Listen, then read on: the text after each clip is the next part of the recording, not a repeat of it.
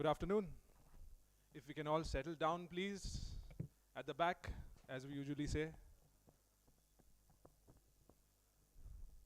May I request you all to settle down, please.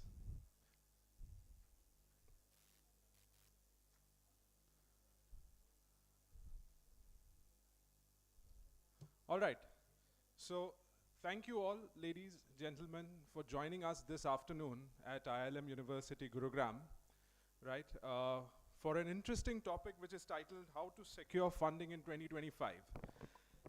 I remember the 1959 song by Barrett Strong, R&B artist from the US, who used to say, money, that's what I want. So I think that is the only topic that can take us through this graveyard shift of 3 to 5 p.m., right? So because this is one topic that everybody is interested in, and I'm sure some of the very entrepreneurial students who have gathered over here will very much look forward to what's going to be discussed today. We have seen a long evolution in terms of the capital landscape, from banks and money lenders to VCs, AIs, crowdfunding, and bootstrapping. From now, we are going to be a part of this ecosystem. The vision of the IILM group is to be a big part of the North India's startup ecosystem. What does this look like? In Delhi NCR itself, we have 7,000 startups, out of which 10 are unicorns. The cumulative capitalization of these 10 startups is $50 billion. We want to play a big role in the next stage of the growth story of this startup ecosystem. What are we doing in order to be a part of this? We are going to develop over 3 lakh square feet of startup space in Delhi NCR. That covers Delhi, Gurugram, and Greater Noida. We are going to offer incubation support, acceleration support to not only our student startups, but also to high potential external startups. That includes mentoring, startup support, seed fund support, and also we are going to do this in a very structured manner. We are going to have very well-defined thrust areas of emerging technologies such as artificial intelligence, but also at the same time, some of these sectors which are the backbone of our economy, including logistics, supply chain, travel and tourism tech, D2C. Now, we have several partners on board to help us in that journey. We have already established connections with IIT Ropar, who have established a lab in our incubator space in Greater Noida. We are talking about a collaboration with IIT Delhi, and obviously we have a very strong mentorship system from Google to help us guide in this journey. So, without any further ado, I'm going to introduce this panel who's going to captivate us for the next 2 hours. May I start off with Dr. Nikhil Agarwal to please join us on stage. And a warm welcome to him, please. Dr. Nikhil Agarwal is the Managing Director for FITT at IIT Delhi.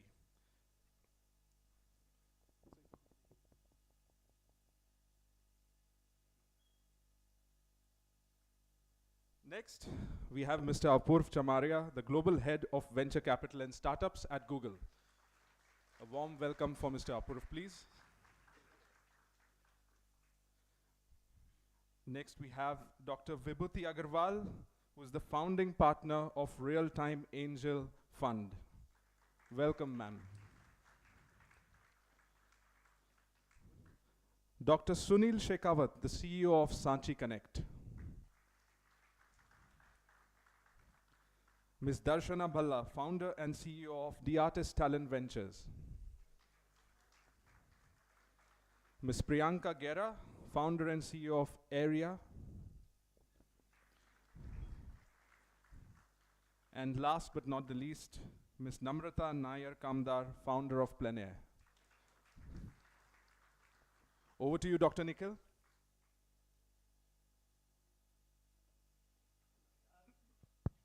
Neha talked about the graveyard shift. Certainly, it's a graveyard shift, but as soon as I saw one word called money, I woke up.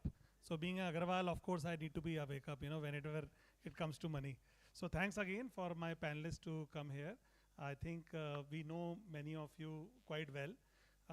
what we call the event hoppers. So some of us are doing nothing nowadays, just going to the events and talking about startups somewhere or other. And I'm sure that Sunil, Vibhuti, Apurva and the other friends will certainly agree that this time of the year is a conference season. So many startup event and activity which is happening. But at the same time, it is also evident that there is so much of interest in startups in India. So people talk about the funding winter, but I think there is no winter. Those who have to raise the money, they are raising money. So the question remains different. And I think there are some investors here, there are some startups here, startup founders who are already building up.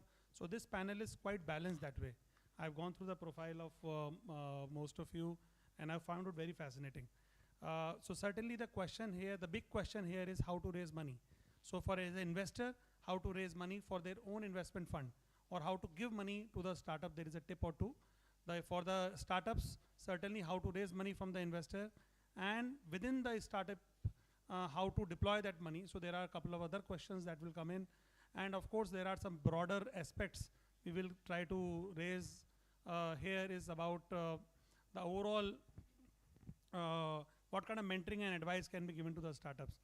But before we have approximately 45, 55 minutes. So I'll try to, since it is a very large panel, so my request is let's keep the answer very short. If it is more than 60 seconds, then we should ourselves stop. So that's my honest request to all of you. And so that we can have a couple of rounds. And then perhaps maybe 10, 15 minutes, I would like to open up to the audience in the end so that there is more interaction happening.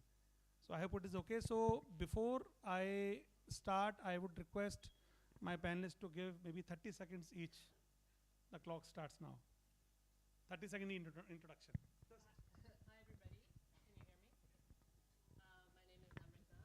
My name is Amrita. I own a direct-to-consumer wellness brand called FITT-IIT. We launched in the UK about 3 years ago, and we plan to launch in India. So I'm in India very regularly on fact-finding missions, just to understand the beauty space, understand consumers, and I'm looking to build early product market fit. Just got to switch on the mic. Oh.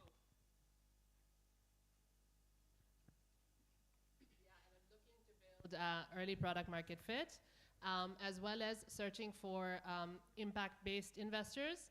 Our company is a B Corp certified brand in the UK. We have the potential to be India's first B Corp certified beauty brand. So we're on the hunt for some amazing impact-focused investors to push our mission of connecting beauty and emotional health for women. So that's the elevator pitch. Thank you very much. Yeah. Hi, I'm Priyanka. I'm a second-time founder. My first startup was in consumer space. I come from real estate, so I prefer sticking around in the space. We started in 2017 with a student housing company, Oxford Caps. We raised about 18 million back then. And as we just, we were just talking about the funding winter. My second funding of my second startup, which we launched in 2023, we were actually in the middle of, the funding winter. So we raised from quality institutional investors in Aerie as well. So Aerie is a prop tech again, and from consumer, this time I'm building something on the technology side. Yeah. Excellent. I think this is the best place to talk about real estate. Totally. The most expensive road in the country now. Yeah. Hi, I'm Darshana, Bhalla, and I've been operating in the media, advertising, and entertainment space for the last 20 years. I've founded 3 companies, and now we are kind of addressing all 3 cohorts of platform, talent, and content. So that's us. Thank you. So are you an investor now, or you are still a startup? We invest sweat. Sweat. That's a good one. Hi, this is Dr. Sunil Shekhawat. I run a company which is housed in a private equity group. We are an accelerator in deep tech space, invest in very early stage startups in pre-seed and seed stage. We parallel to that, we are a SaaS company also. We provide technology to incubation centers around the country. So we work like an investor as well as a startup. Hello, very good evening to all of you. I am Vibhuti Agarwal. I am founder of an angel fund, which is SEBI approved Cat1 fund, real-time angel fund, and we invest into early stage startups. So we were incorporated in year 2022. Since then, we have made more than 60 investments into early stage startups. Our ticket size ranges from 1 CR to 8 CR typically. In addition to funding, we also come as a strategic investor and help to raise startup as much as per our network, give them business connects, give them help and regulations and compliances in whatever way we can. So it's been an exciting journey working with the startups, and wish to get some interesting startups from here. Good evening, everyone. My name is Apurva. I lead venture capital and startups for Google globally. And at Google, we run an accelerator. We enable startups. We are also investors in the ecosystem. So my question to you, Apurva, you should work for Google or you should do a startups? What is your honest view as a Apurva? I think it totally depends on what do you enjoy doing, right? You can enjoy building a startup. You can enjoy being an investor. You can enjoy being at Google. I enjoy being at Google, but others could enjoy building a startup as well. Good. Good. So there is entrepreneur, there is intrapreneur. So we have entrepreneurs, we have investors, we have sweat investors, we have a SaaS provider who is an investor as well as, so it's a very interesting panel. So the first question to my panelists would be, this talking about the funding winter, let's take it up. What's the meaning of the funding winter? Everybody talks about the funding winter, but at the same time, there are startups which is raising millions of dollars. There are companies which are struggling. So what is the meaning of funding winter? Is it really exist or it's more of a theoretical notion? Maybe let's start with Apurva. So I think if you go back a couple of years ago in 2021, the US bond rates were 0.5%, 1%. And because the government bonds weren't yielding much, all the money either flew to public markets or flew to startups. So 2021 in India saw $42 billion of funding. 2024 by that standards was only 11 billion. So the funding declined by almost by 75, 76%. So by that standards, yes, it is a funding winter. But if you contextualize that a little and you think of funding across stages, early stage funding is actually 3x of 2019, 2020. Most of the dry up has happened in growth stage funding. And as bond yields go up, I think that's going to stay a little longer. So follow-up question to you about the funding winter, particularly talk about growth stage. So in a layman term, it is a burn stage. So where the companies burn most of the money. And the companies, what we have seen, have raised billions of dollars and they burned the money on what we call the performance marketing, the acquiring the customer. So what do you take? Like you are building up a D2C company, so what's your take on it? So, the mic is on. I mean, so our situation is pretty different. We have bootstrapped our company to where we are today for the last 3 years to establish a clear product market fit backed by a crystal clear consumer insight. We've done that very, very specifically to be able to prove now to investors that we have a clear proposition, a product that works, that's loved. You can Google Plein Air, you can look at our ratings and reviews, you can look at how our audience talks about us. There's immense amount of social proof, UGC, which has all been developed completely organically by myself and small member of my team, basically. So one question which must be asked by the consumer or the investors is that, how much, what's the cost of acquisition of the customer? How much money that you will be burning and acquiring every customer? So what kind of answers you give it to them?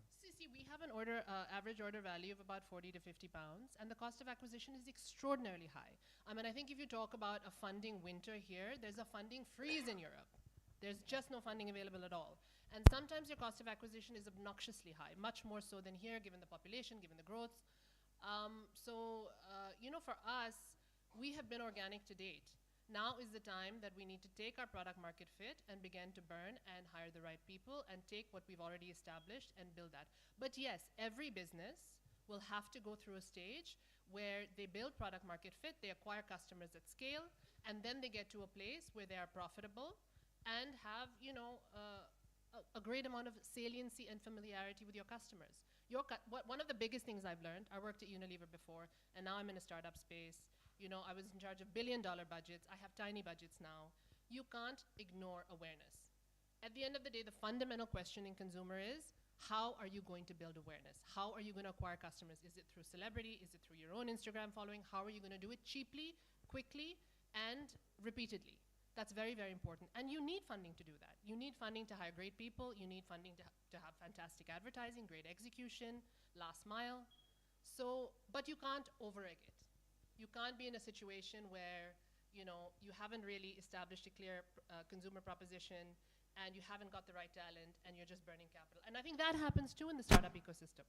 But I'm conscious of the, the timing, so I'd love to have Vibhuti, other people's your take on her response about that you require money to acquire customers. And of course, there are different stages, startup go ups, which all agree. So as an investor, what's your take on Namrata's point? So as an investor, we do understand that if you're building a new category, your CAC will be very high. Initially, your burn will be high. So this is understandable. And especially if you're trying to disrupt a market, you have to create awareness. So in initial stages, we do agree with the founders when they are saying that, okay, our burn is high, we are burning. So in the early stages, high burn is acceptable. But at the other times, we also have to look at ROAS. How much are they able to get any ROAS on their ad spend? Are they able to get any return?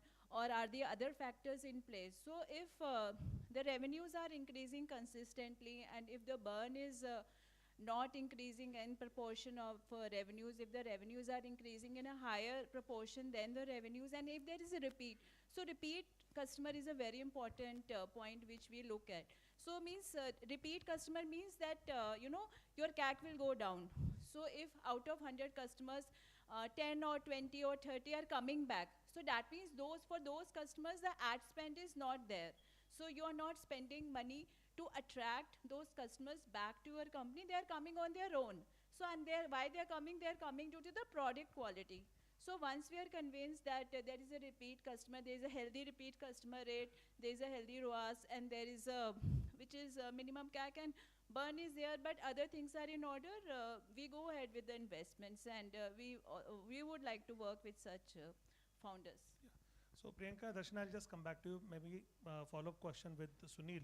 Sunil, the situation is very different than the deep tech startups. So I'm sure that you have a different points on what Namrata has said or what Vibhuti has said. What happened in deep tech space? So interestingly, all of these terms that has been used in the last 10 minutes rarely exist in deep tech world. Right? Especially in this at the stage at which we especially comes in, when pre-seed and seed conversations are going on. Most of the founders in that stage, they don't have even a single penny on their books. Right? They are building the product. The life cycle, the whole product development cycle in the whole deep tech space is very, very long. It takes 5 years, 6 years at times, right? So there, the whole perception about thinking about where the company should be valued is very, very different.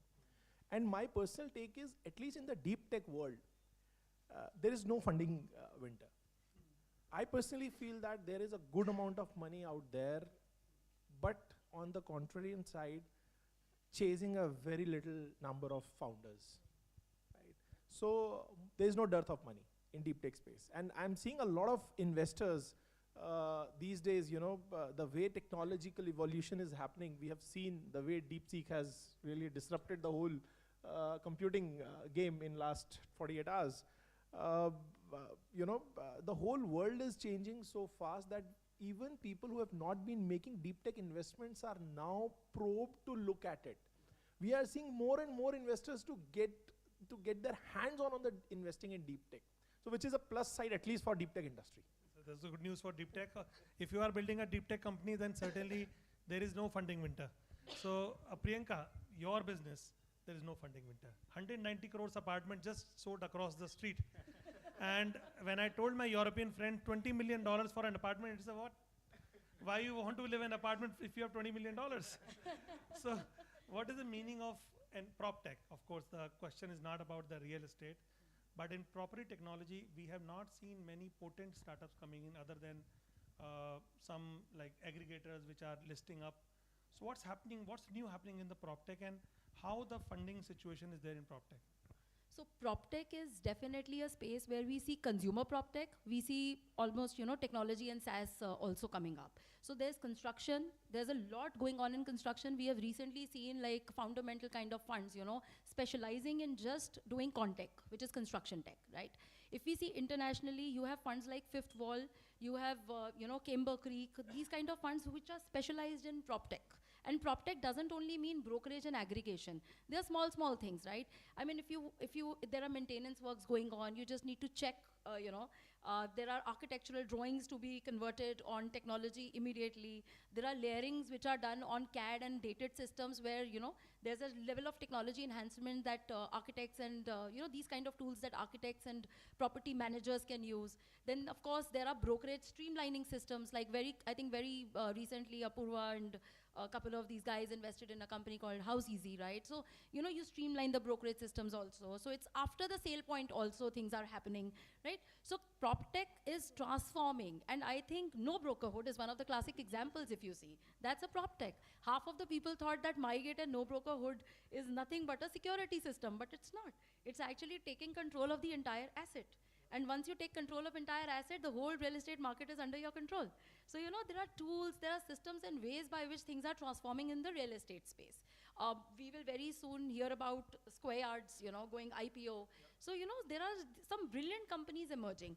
PropTech, the only problem in real estate, especially in India, is people don't recognize brokerage or property as a very, they don't want to pay up for it. So the gestation time to make money is very high, and it doesn't tally well with the fund cycle. So, that is one of the issues. One follow-up question to you. Yeah. So we see many investors coming in, those who are normally from the industry, like the family offices and others. But the real estate developers, have they turned investors? Yes, they have. And that is not a good sign. Honestly, because they have a very dated mindset. But now, if you see the second grade of founders who are, the second grade of these developers, family offices, which are their kids who are following up specifically in the age range of 25 to 35, they are transforming this whole funding thing. I remember a couple of, when we started in 2016-17, when we used to get offers from family offices, was almost like the evaluations were 1/10. They would want 51% in company controls. They would just operate like any business that, this is my owned business. Now, and we are in process of raising from a family office in the developer space. Now they tally with the market. Now they understand how VCs work. I think Brigade Group has done a fairly good job. They have started a Brigade REAP accelerator. They only focus on PropTechs. So, and fundamental, as I said, one of the funds, non-family, but one of the funds which has started in PropTech space, investing across the globe, India being their key market. Thank you very much. So Darshana, you have a very interesting business model about mentorship, right? Because you are an accomplished mentor yourself and you have access to other accomplished mentors. So how do startup take is as a mentorship as a burden or as an opportunity or as a tick in the box? Because sometimes you see startup pitches where there's a flooded by mentors. 20 names, they will put it like a small somewhere here and there. Every single, some IAS officer, some politician, some everywhere is on that space. So what is the advice? How do startup choose the mentor? What is the meaning of sweat and investment? Because certainly it's a time and effort that you're putting in. So I think the fundamental problem that needs to be solved, and specifically in growth stages, and I think that's where the bigger issue is with funding, is to understand that within, and of course outside of the deep tech world, which I understand bleakly, but the other thing is that, when consumer businesses, the processes which probably need guidance in, which is where your CACs are going higher, or for that matter, you're not able to create awareness, or your product market fit is not really recruiting the audience that you really want to build the kind of scale in the marketplace. So when you need to address these problems, you essentially need to ensure that, process-wise, you identify where you need mentors.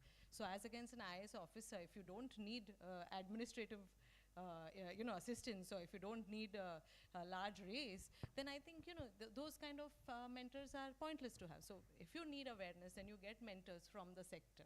And I think mentors need to be looked at by the problem. Like, I think a lot of consumer startups, and specifically in the digital space, go a little awry, when it comes to consumer acquisitions. And I think they should have a chief cost mentor, who enables consumer companies from a cost standpoint, and I think that might enable a lot of businesses at a very micro and process level. So I think that's where you should look at mentors, I think, to solve specific problems. And there are experts who have done it. Like, for example, if you go to some companies, like a good friend of ours, Shripad, he's been a CEO for Coke for the longest time.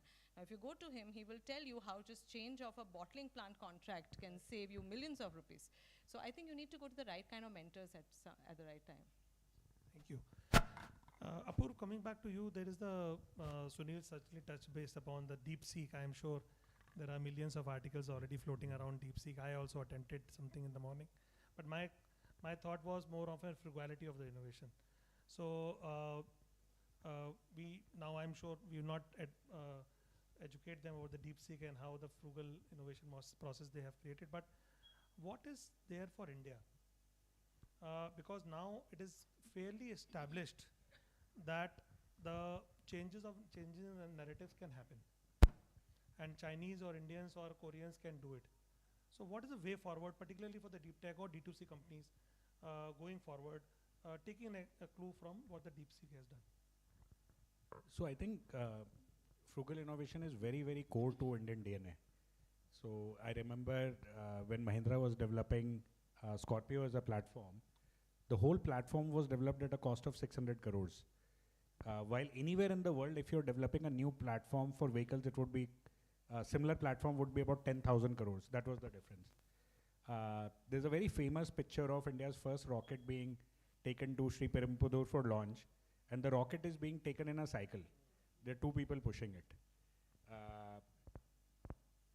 That picture is a very powerful imagery. Today, India's space program is one of the lowest cost globally.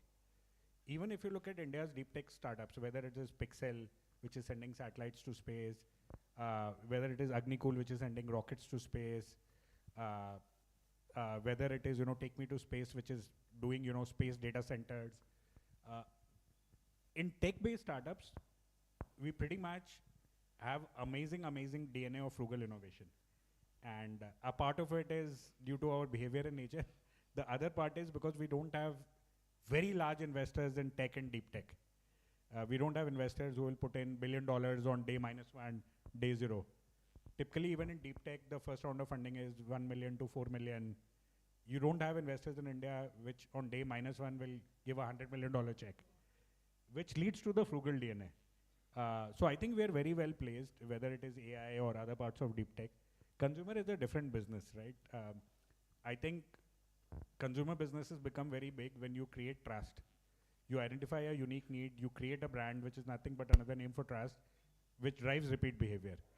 Now, if you organically want to create trust, it will take 30, 40, 50 years. Levers became levers after 100 years.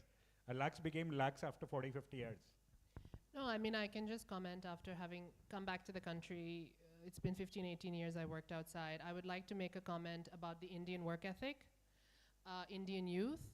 Hustle culture is real. People's ambition is real. I think, as an angel investor in my own business, I've self-funded my business. If I had to deploy capital in another place apart from India, I would always ever choose India. Deployment of capital is more efficient. People are very, very hardworking and very ambitious. They're also extraordinarily bright. I have seen the best of companies abroad, the best of companies in Europe. The culture is, it's an aging population. There's also a complacency that's there. Now, we manufacture everything in small batches in Suffolk in a private facility, right? And I've come to India and I've looked at a number of facilities. It's incredibly impressive. Anything you want today from a raw material perspective, from a packaging perspective, you can get it better, you can have it customized. And I think, yes, there seems to be this perception globally that India can't build a legacy-owned consumer brand or a beauty brand. And honestly, I mean, I'm here to say that we can. I think that the way things are moving in India today, Indian customers want the best. They're highly discerning. They're very bright. They are, they are looking to deploy their money in a very intelligent way. And I think Indian customers are demanding the best. They're getting the best, and it's a super hot market. And just to come back to your point, from a consumer perspective, I just think that I'm getting this feeling as far as consumer durables are concerned, beauty is concerned, lifestyle, luxury, fashion. If you see the way trends are moving in India today, I'm Indian and I've been in and out of India my whole life, but something has fundamentally shifted. And I feel like it's a very buoyant time, and it's a great time to set up a consumer business in India. Okay, thank you. So I think I absolutely agree with both of you about the situational differences that is arising, particularly in India. So there is one India where is ample number of opportunity which is coming in. The other India is struggling to find opportunities. So, and some small advice I want to give it to startups is that opportunity lies everywhere. So very interesting conversation I had with, incidentally, the Minister Nitin Gadkari was there in the campus yesterday, and we were together for a few hours. So, and the reason he was there, that we are doing a project with the Ministry of Highways is about the eyesight test of the drivers. 50,000 drivers, we have done the eyesight test. There are 22 lakh drivers which exist in the country. And Minister shared a very interesting concept, and then how it percolated into a startup that I'll still tell you. So he shared that when he was a leader of opposition in Maharashtra many years back, his car was with a eight cars caravan was going on, and with a security guard and all. At that time he had an accident. He wondered why he had an accident. So he got the eye tested for his driver. So he was 40% blind. And then he made a certain point in the house, and then asked all the drivers to get eye test. And the funny part was, then Chief Minister driver was 100% blind. So when somebody asked him how you're driving, he said, I'm driving in the pilot car noise. Wow. The cabinet minister in the government of India, a very famous cabinet minister, the driver was not able to see from one eye. Now there is a data that exists in the country that almost 40 to 50% of the drivers in the country may have the eyesight which may not be fit for driving. So now there's a new narrative which is building in. It's not the drunken driving which lead to 19 deaths an hour or 497 deaths a day or 2 lakhs deaths a year. It's maybe the eyesight. Now what's an opportunity? You can build up a whole startup based on eye testing. So there is an opportunity. You have to look at the problem which exists, maybe at the grassroots level, maybe at the different level, and how do you build immediately. If somebody get a clue, 22 lakh truck driver, but then you start counting at the two-wheelers, the four-wheelers and others, suddenly there is a startup idea that emerge. Education among the truck drivers, because the people are dying every day. So that's how you build up and think about the startup problem. And once you pick up that kind of startup problem, there is no funding winter, let me tell you. Because funding is happening every day. The funding, but the investors have started thinking differently. That is the change in what we call the situational narrative, which has changed. More deep tech, country-focused startups which can solve the problem, which can build up the technology, are getting more money. But where there is a less amount of visibility is there, then there, of course, the situation is changing.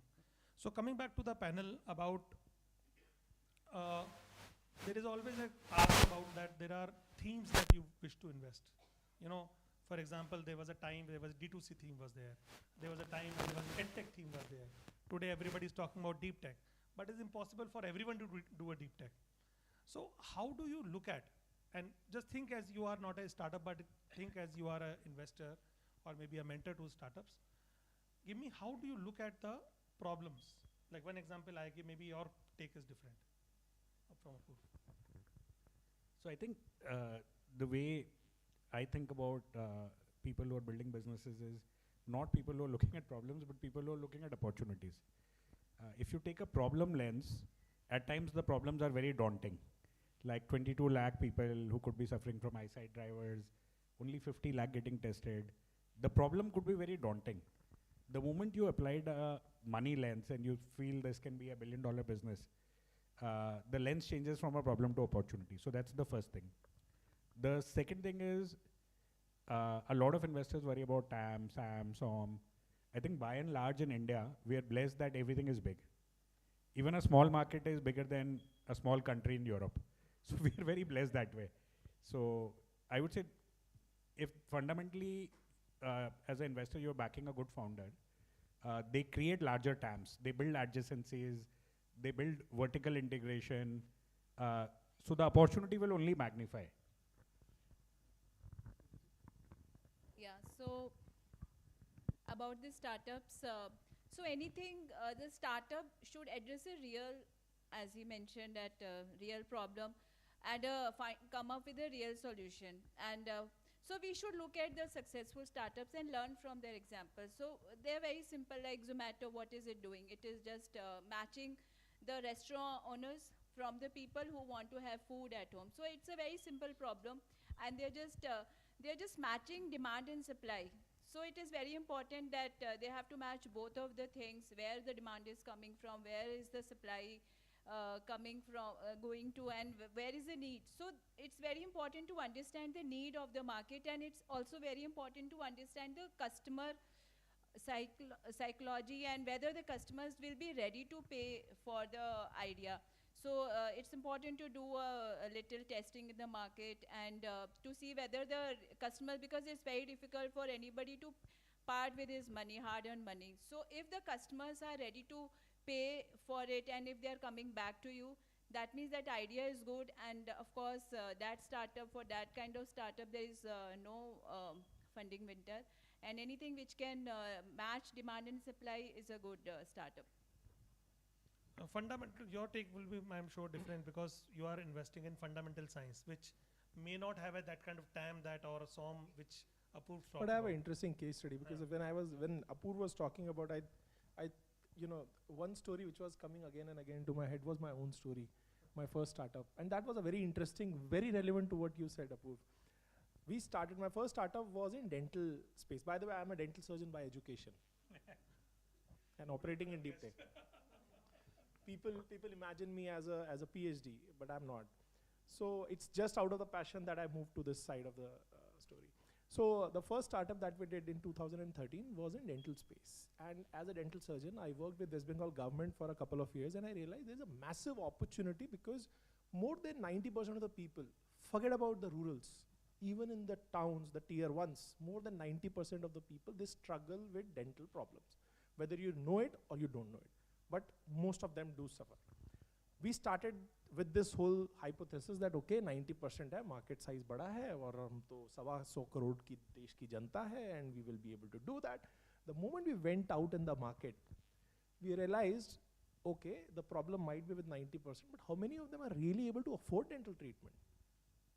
Unfortunately, it's a very small percentage. After running it for almost, like, boss is sitting here. I'm sorry, boss, please correct me if I'm wrong anywhere. So by the way, Dr. Madhu is my senior and thanks Nikhil, always good to see him. So then after running that business for almost like 18, 20 months, we had to pivot it. Pivot it in a smarter way, because we were trying to do things while you start with a problem statement, okay, dental problems hai, dusri side mein we were trying to help out the dental surgeons with automating their clinics. So eventually we flipped our business. So from a dental services provider company, we became a dental inventory management software company. And that really worked for us. So as a founder, what really comes to me is problem statement is always good to be observed, but at the same time, you also need to look at the opportunity where the business lies, where business can be created. So I think taking off from a little bit over there, I feel there are two fundamental things, to be assessed, and which is where their winters probably will end and summers will creep in, I feel, is two things. One is to be able to have the foresight to see where the business will land in 5 to 7 years. What is the consumer understanding and what is the business propensity to last that long? That's number one at an execution. And which brings you to a very fundamental thing that I think all startup founders, specifically the young ones, should have, is the capability to execute. While the ideas can be great, and I think they are proportionately and equivalently important. So you may have a great idea, you may have a consumer base, you may have a market demand, but what is your propensity to execute that idea? What is your propensity to get the mentors, to get the right kind of talent? What is the market looking like from that standpoint? So I think that, if you ask me if we ever have to invest sweat, which is very, very valuable, by the way. So when you have to invest sweat, you will always figure whether is the founder capable of implementing what he's really putting it out there. And I think that might also save some financial problems in the future.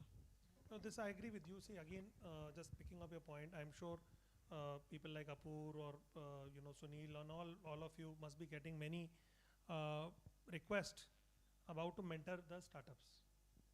It is practically impossible to mentor every startup because you have limited amount of time. You cannot give your time to everyone. So how do you value your time? That certainly is important. So if you are, as even there are many experienced mentors who are sitting here, so you have to be very choosy the whom you mentor, because you will be stuck with that particular company. The way the founder is stuck with the company for years, you are also stuck with your company for years. You cannot just move out.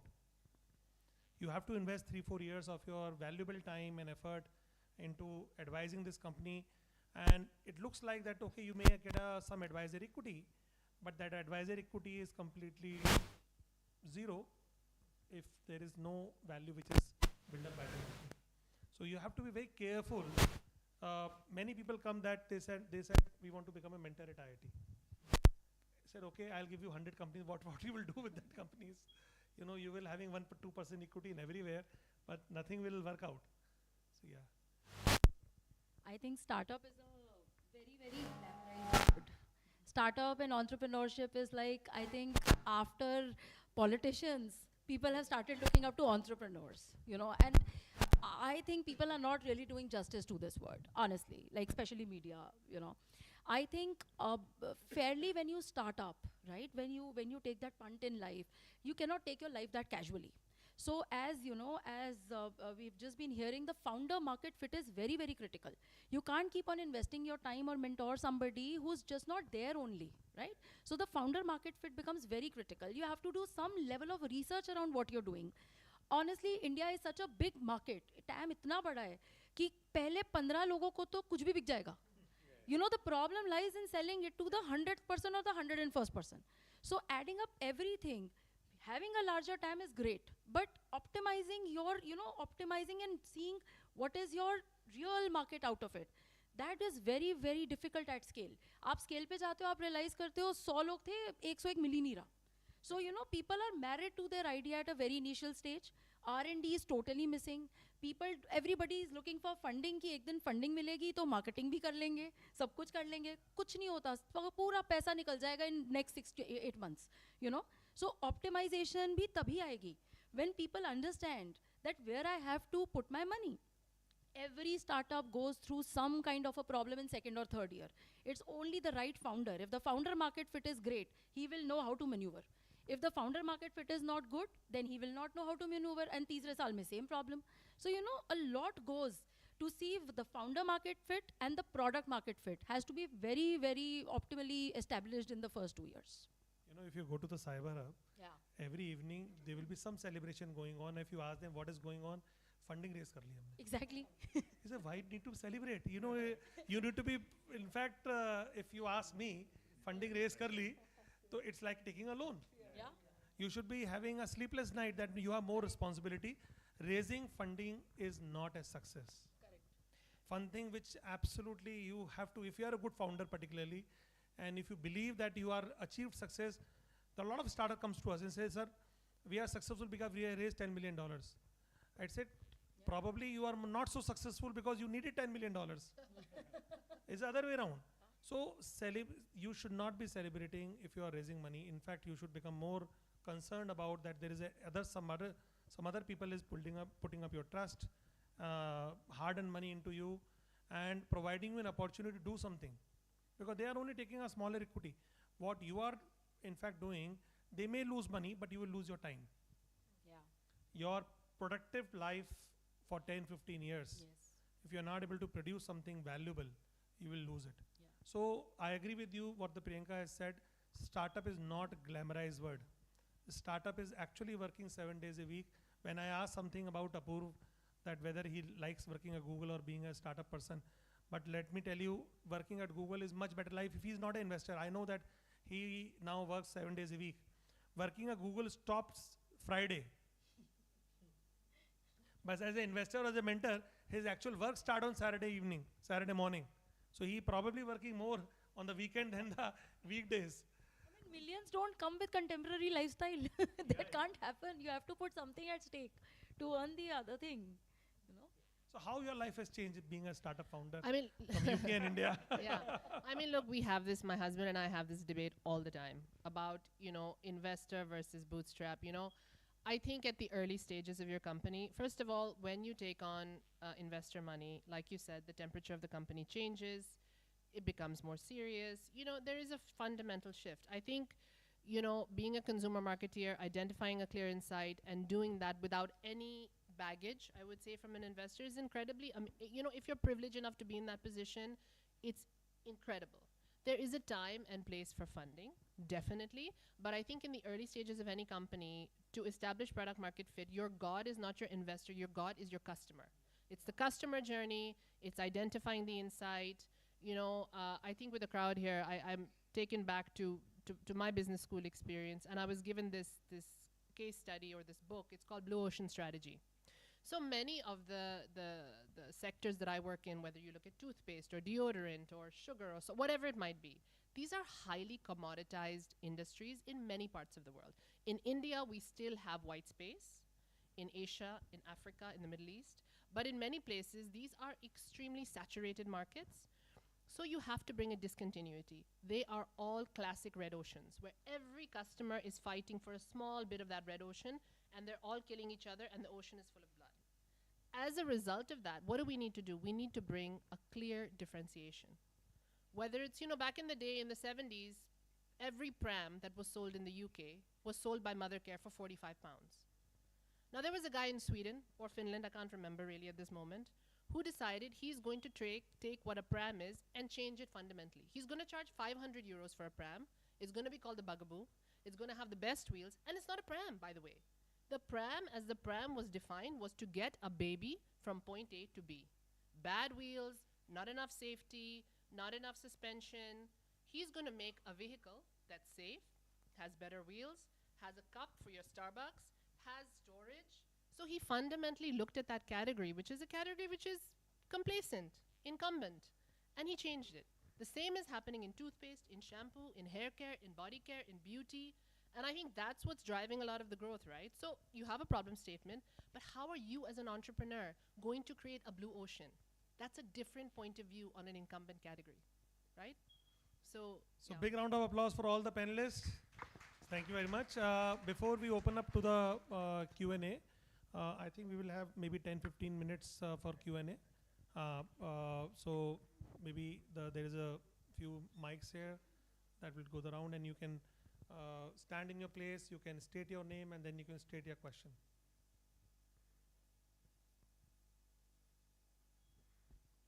There is a question in that. There are two questions. So maybe आप एक जना इधर आ जाइए, एक जना इधर आ जाइए, इससे दोनों जगह से कवर हो जाएगा. Hello. Hello, hello, hello. Yes.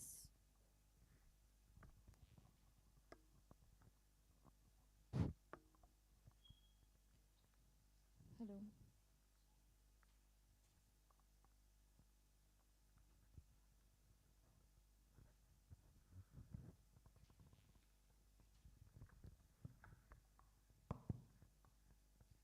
So my name is Rupanjana and I'm studying in BBLB. So my question is to Ms. Vibhuti ma'am, that what would you advise new startups about compiling or crafting pitches that would secure them some investing? Yeah, so the pitch deck, that is what they are called. So pitch deck should be very crisp, and when we are looking at the pitch deck, the first thing we want to look at the problem. It should be very well characterized, the problem, what problem they are going to solve. And then we want to see how they are solving the problem. That should be the next slide. And then we want to know a little about founders. So these are, and then we want to know the numbers. What are the numbers, the recent numbers? I mean, we would love to see the numbers in past 6 months, also in the previous financial years. Also, then next we want to see the vision of the founder, what he wants to see, where he wants to see himself in himself or herself in another 5 to 10 years. So these are the 5 to 6 crisp points. In addition, whatever you see, we have a very short attention span. That is what you have to understand. At pitch deck, we will not give that much time, the time that you give to make a pitch deck. So it should be very, very strong, and we are looking pitch deck with certain questions in our mind. So if we are able, if you are saving my time, if you are saving my 2 minutes, that I am able to see my questions and I am able to see my answers, then you are, that is a first go ahead from my side. So we want to know about your problem solution, yourself, your team, your revenues, your vision. These are the main things that we are looking at pitch decks, other than the stories. And if you can make a small story slide, that would be nice. If you can explain your vision with the background story and the future story. Sure, ma'am. Thank you for the insight. So, particularly advice to most of the startups, our mainstream investor will get almost 2,000 to 10,000 pitch decks every year. And effectively, they will have maybe 4 or 5 people in total working with them. So it is practically impossible to give more than 120 seconds or 3-4 minutes to every pitch deck. If it is not attractive and what Vibhuti has mentioned is not there, you are rejected despite of the fact that you may be quite good. And the mainstream investor will invest maybe 15 to 30 companies a year, max. They will not be investing like hundreds of companies. It does not mean like you are running a $100 million fund. That does not mean all the money will be deployed in 1 year. That does not mean that. So you have to be very careful about what attracts the investor, why he should invest more than 2 minutes, and not only invest the 2 minutes, but also pick up the phone and give you a call or write an email to you. We would like to set up a Zoom call. So these are the first things that you have to cross before you get into the investment conversation. Whether the investment happens or not, that's the other side of the story. But whether your pitch deck is given due attention, that's something which you have to build up in your initial pitch decks. Next question. Good afternoon, everyone. My name is Khushi, a first-year BTech student, and my question is to Darshana ma'am. How do you stay innovative, and what strategies do you use to keep your ideas fresh and relevant? It's a very good question. I think innovation at a fundamental level is rehashing what you see around yourself. And that actually trope works the best when it comes to mass acceptance of innovation. So you may see something around you. It's like fashion, right? You will suddenly start wearing beads, or come tomorrow you will have different kind of anklets. So innovation invariably is, and of course, there are different stages of innovation, different kinds of innovation, and tech has different, we never imagined 20 years back, to see the kind of innovation we see in deep tech and all. But when I'm talking about regular brand and regular consumer innovation, you have to kind of add up to what you see and improvise and understand what consumer acceptance levels will be and accordingly feed innovation. I mean, especially if you're talking about a consumer product. If you're talking about fashion, I mean, it typically, and which is why you always see fashions come around and lifestyle comes around in circles, right? So you have the same things come around from 70s back to 2004, rehashed.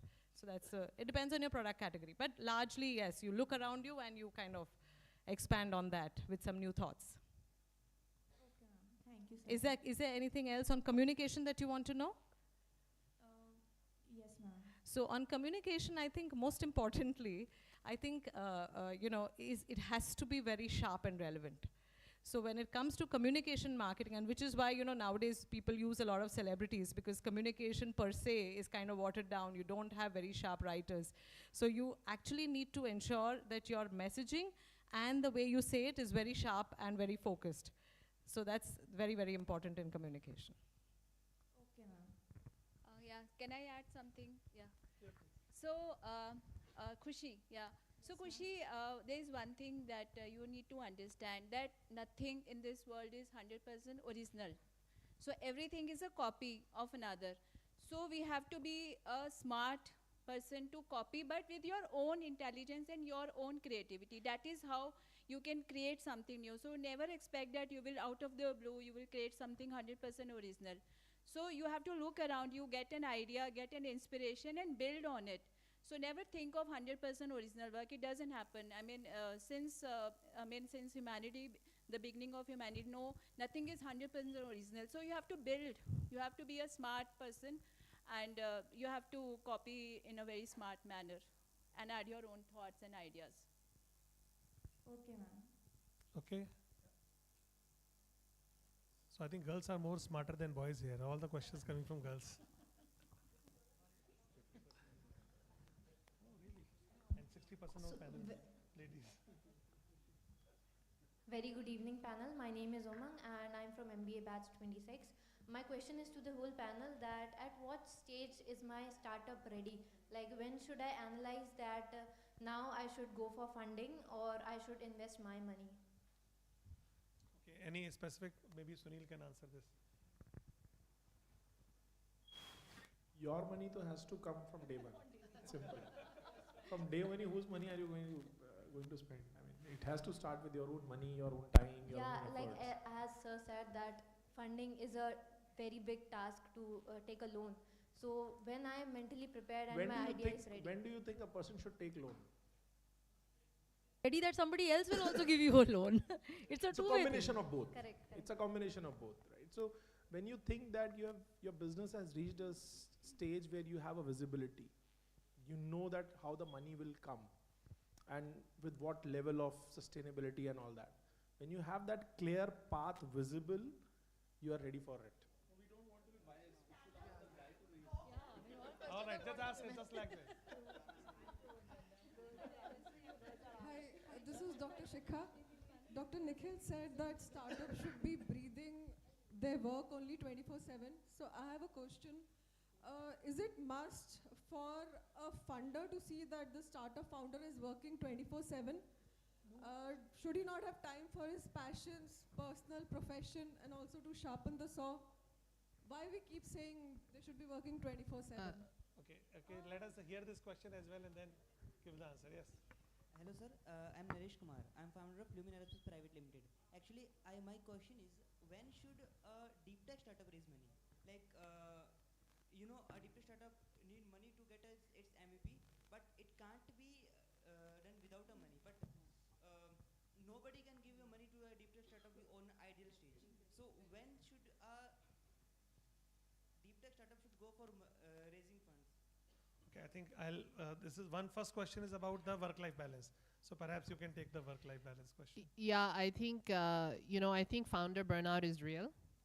I think fundamentally, when you own your own business, you owe it to your company to find the best people and delegate effectively. Look, in the early stages, it's very hard. That's where sweat comes in. That's where, vision comes in. That's where building a team comes in. But I disagree. I don't want to invest. I personally, if I was investor, which I'm not, I'm definitely more founder than investor, is I would invest in someone who has balance, okay? Because that's what you need. You need mental agility, you need mental strength, you need to have equanimity, and you need balance. You also need really good discipline around delegation. As a founder, you will never be the expert in every area. Your job as the leader of your company is to find domain expertise and delegate effectively. So I don't think, and I think, we get into a lot of this debate around sleeping in the office and gotta do this and gotta do that. I think it's really hard because I think you have to have balance as a founder. Founder burnout is real. And you're not doing your own company a favor if you fall into the statistics of poor mental health or your own health suffers because of your startup. You're not doing anyone any favors. So finish on time, delegate effectively, and never feel like you have to be that person. That would be my advice. I just want to add a bit to it. I think at growth stage, what she said is absolutely fine, right? You need to. Otherwise, the scale of the business is such that you'll just go crazy. But I think initially, when we say founders are working 24/7, and majority founders who'll come on panels or who would talk, generally also in interviews, they would say, I've worked 24/7. It's out of choice. You've taken your professional, personal life together as a choice. I love real estate. I love spending time in it. So initial 1 to 2 years, I want to give my whole life and heart to it. I've made a conscious choice to be here. So as a founder, your choice is to work on Sunday, not to stare your wife's face. Totally. Your boss is not. Okay. So thank you very much, panelists, for being here. I think. One question. All right. So last question. I think Apurva should take it. Apurva, invested in some deep tech. 25 seconds. So I think if you're a second-time founder or someone who comes with a background and family money, you don't need to raise. You can always get to MVP, and a lot of second-time founders do that. So Sachin started Navi after Flipkart. Yeah. He didn't raise for the longest time, right? I'll not give you a generic answer. I think it totally depends on what are you building, how much of capital do you have, are you a CXO who's quitting to start, if you don't have money, of course you'll need to raise. So. All right, so thanks a lot for being the wonderful audience, and that what Nihar said, graveyard shift, and thanks for the panelists for sparing time. I know for the corporate people, the weekend will start, but the founders, where is the weekend? Where is the weekend? Okay, thank you everyone. A big round of applause for the panel. May I please request the panel members to stay on the stage? One thing I would like to say is that this panel was run as efficiently as a startup would be run. So well done, Dr. Nikhil. And I would like to invite the Vice Chancellor of IILM University Gurugram, Dr. Padmakali Banerjee, to felicitate the panel, please. Sure. I think on behalf of everyone, because everybody didn't get a chance, I was remembering May 2020 of the announcement of Atmanirbhar Bharat, and we saw a surge of startups happening in India. So India specific, we saw so many startups coming in. So I'm amazed the way I think Dr. Nikhil, you touched on such a significant and a profound statement on preventable blindness in India. So I think what my students are taking back today from each one of you, I've seen that, stars in your own right. And of course, Mr. Apurva, who is leading from the front and helping us. I just want to leave with one thought in our mind that is entrepreneurship learnable, and can it be learned? Can it be really taught? And that's the way to, possibly raise a funding. So I think there is a line, so I really want to compliment and a round of applause for all of them on behalf of IILM University. Thank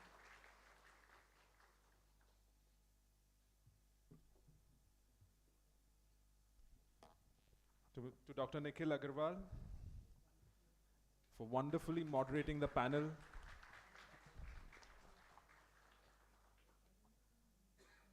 To our mentor-in-chief, Mr. Apurva Chamaria.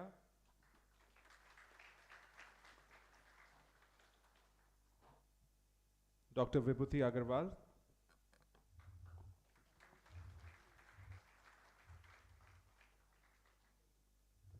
Dr. Sunil Shekhawat.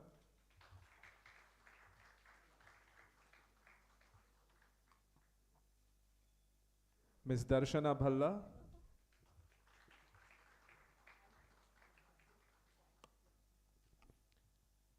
Ms. Priyanka Gera.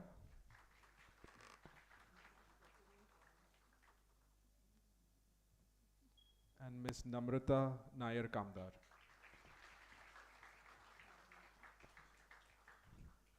If you could all gather for a group picture.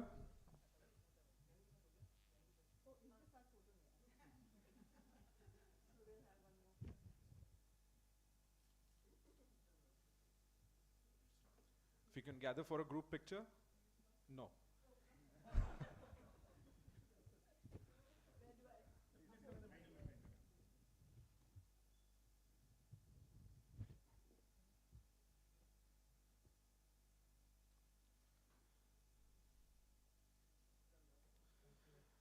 Once again, a big round of applause for everyone. Thank you for joining us, but I would request you all to please be seated where you are, because we have a very significant event coming up. At this very moment, IILM University is signing 3 very important MOUs, and that will take this incubation ecosystem forward. I would like to request Mr. Sanjay Subarna, Vice President IILM, if he's here. Alternatively, the Woman Friday, our Chief Operating Officer, Ms. Manika Raikwar, I would please request you to join us on stage for the MOU signing. The first MOU will be signed by IILM University with Singhania and Company. I invite Mr. Rohit Jain and Mr. Chadda on stage, please. A big round of applause.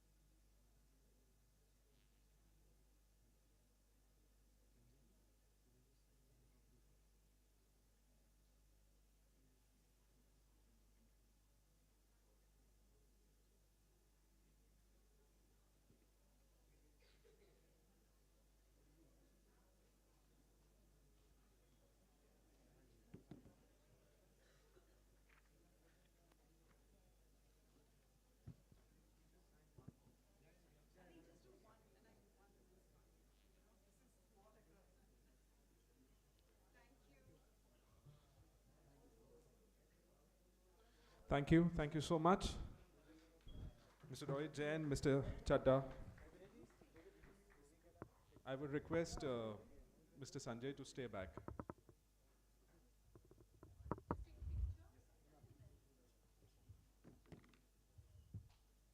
A big round of applause.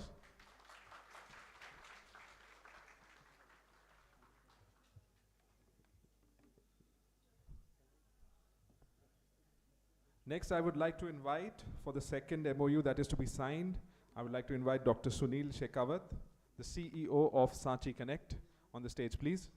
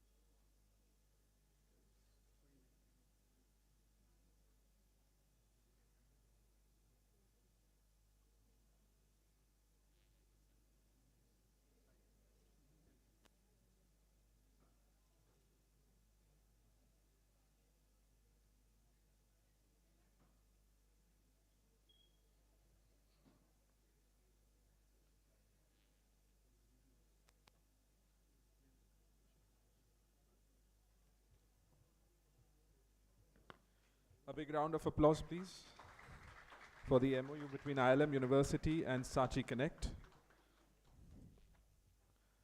Thank you, Dr. Sunil. Next, I would like to invite from Ivy League, Dr. Nikhil Agarwal and Dr. Madhu Vasepalli. A big round of applause for Dr. Madhu, please, for the MOU between Ivy League and IILM University.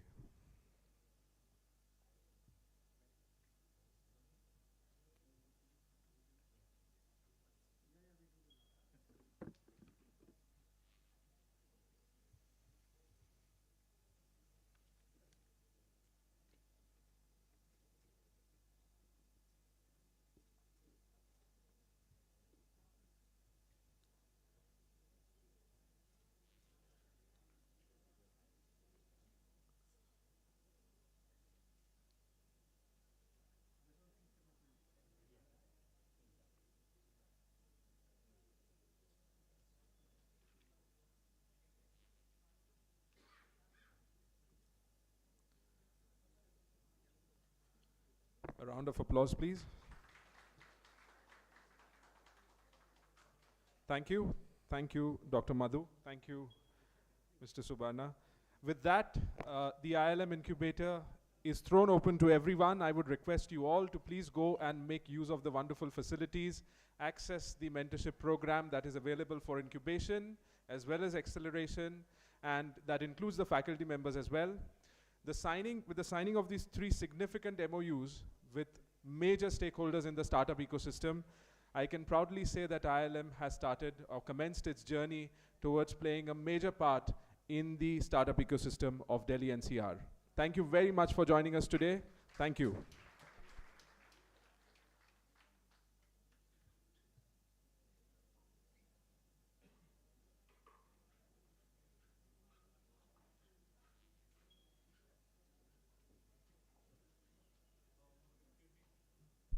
Excuse me? Yeah, I just wanted to let you know the founders are welcome to go and visit our incubator. I can guide you there if you wish. Just meet me at the gate.